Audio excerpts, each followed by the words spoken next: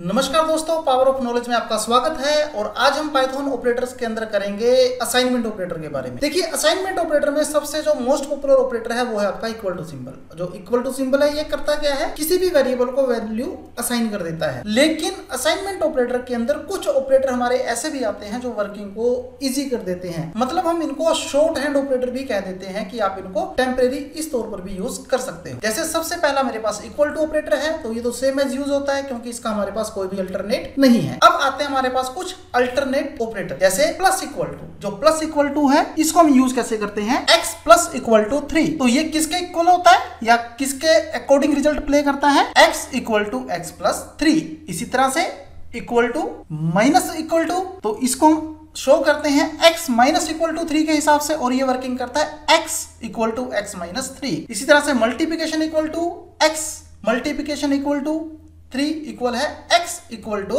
x multiply by 3। फिर आपके पास डिवीजन का सिंबल है, सेम इसी तरह से आप यूज करोगे। मॉड्यूल का सिंबल है, मॉड्यूल निकाल सकते हो। इसी तरह से आपके पास यहाँ पर डबल डिवीजन का सिंबल है जो आपको इंटीजर या फ्लोट डिवीजन को परफॉर्म करता है। तो आप इन वर्किंग्स को यहाँ पर यूज कर सकते हो। इसी तरह से हमारे पास एंड 3, तो ये क्या करता है, x और 3 की वैल्यू को कंपेयर करेगा और जहां पर इसको 1 इक्वल मिलेंगे आपको रिटर्न कर देगा। इसी तरह से और को परफॉर्म करता है, एक्सपोनेंट का है, शिफ्टिंग का है, आप इसको अपने हिसाब से यूज कर सकते हो।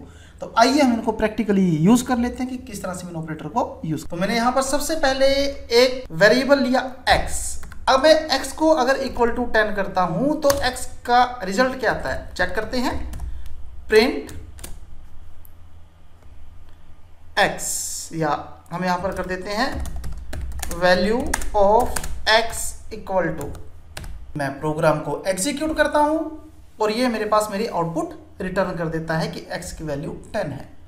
तो अगर मैं कभी यहां पर इस तरह से करूं x प्लस इक्वल टू 10,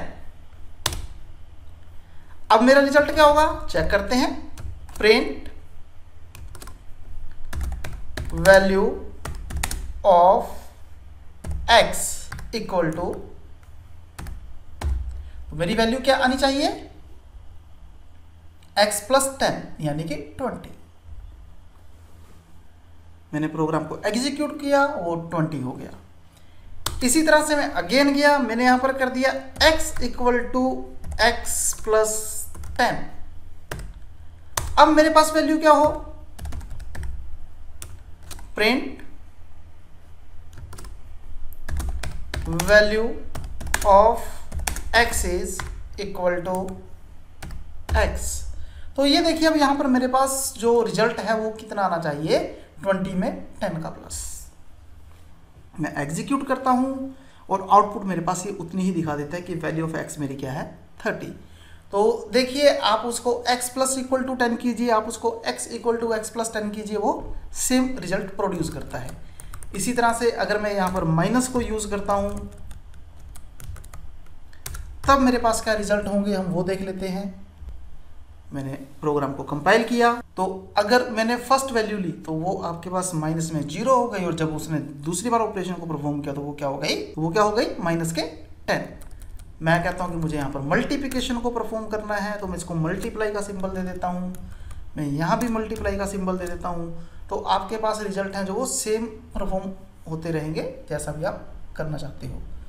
मैंने अगेन ऑपरेशन चलाया तो उसने उसी वर्किंग को परफॉर्म कर दिया। अब मैं डिवीजन पर यहाँ पर थोड़ा सा वैल्यू को कम कर देता हूँ। मैंने यहाँ पर डिवीजन दे दी, डिवाइड 3, और यहाँ भी मैं कर देता हूँ डिवाइड 2।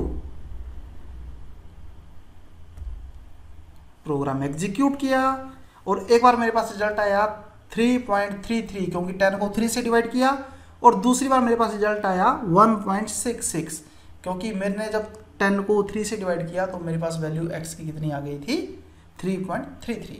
तो जब मेरे पास 3.33 थी, उसने उसको 2 से डिवाइड किया तो आपके पास वो रिजल्ट आ गया। अब इसी को अगर हम यहाँ पर यूज करते हैं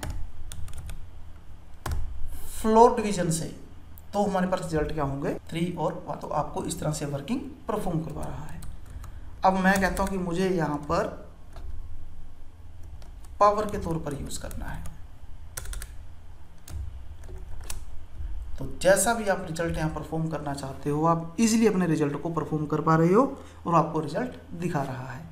तो फ्रेंड्स हमारी आज की क्लास में इतना ही था। Thank you very much.